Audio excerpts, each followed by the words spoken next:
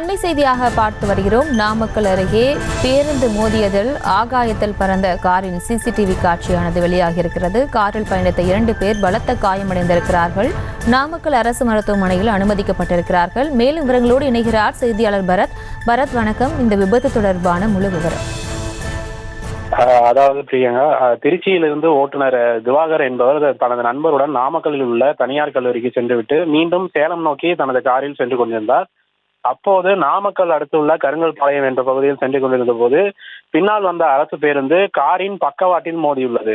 இதில் நிலை தடுமாறி கார் தடுப்பு சுவரையும் தாண்டி பறந்து சென்று சொகுசு கார்களை ஏற்றி வந்த கண்டெய்னர் லாரி மீது மோதி விபத்துக்குள்ளானது.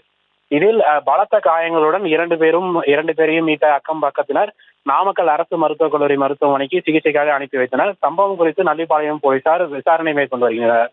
தேசிய நெடுஞ்சாலையில் கார் விபத்துக்குள்ளாகி பறந்து சென்று கண்டெய்னர் லாரியில் மோதிய சிசிடிவி காட்சிகள் தற்பொழுது அதிர்ச்சியை உரிய வைத்துள்ளது.